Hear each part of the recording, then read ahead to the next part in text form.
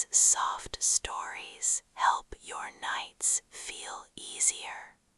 You can leave a gentle like and subscribe so more quiet rooms can find you here.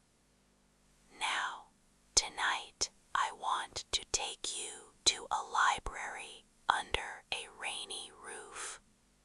An old library, not grand in a cold way, but warm, wooden, full of low lamps and deep chairs, with rain tapping above every shelf. You find it at the end of a narrow street, where puddles shine gold beneath the lamps, and the windows of closed shops reflect the weather. The library door is heavy oak, with a small paper notice taped inside the glass. Open late for quiet readers. Please come in softly. You step inside, and the rain becomes gentler at once. Outside it was on your coat, on the pavement, on the dark umbrellas passing by, but in here it is only a roof sound, a soft roof sound, steady above the books. The entrance hall smells of wool coats, old paper, polished wood, and a little cinnamon from somewhere unseen. Near the desk, a librarian looks up from a stack of returned books. She wears a brown sweater and has a pencil tucked behind one ear. When she sees you, she smiles without speaking too loudly, then slides a small card across the desk. On it is written, "Rain Room, 2nd floor, lamp 7. You follow the staircase upward, past portraits, past dull windows blurred with rain, past a clock that ticks so slowly it seems to be resting too. The 2nd floor opens into a long reading room with a sloped glass roof above it. Rain moves over the panes in thin silver lines, and every drop makes the room feel more hidden from the world. Lamp 7 waits near the back. Beside a green armchair, a small table, and a shelf labeled "Books for Tired Minds." You sit down, and the chair accepts your weight with a soft creak. On the table is a cup of apple tea, still warm, and a folded note that says, "Choose only what feels easy." So beside a green armchair, a small table, and a shelf labeled "Books for Tired Minds," you sit down, and the chair accepts your weight with a soft creak.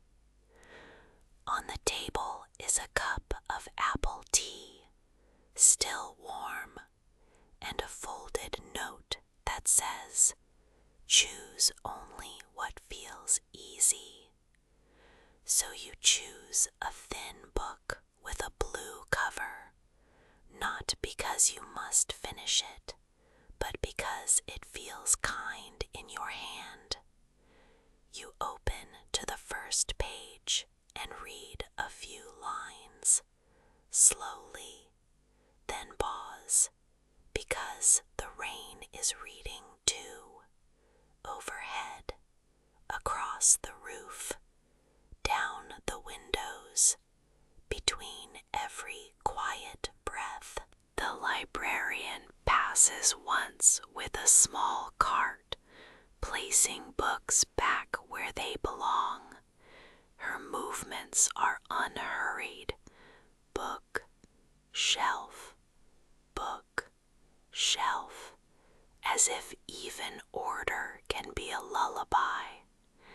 She stops near you only to turn the lamp lower and place a knitted blanket over the arm of your chair.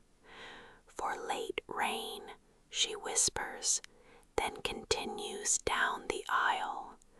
You wrap the blanket around yourself and let the book rest open in your lap.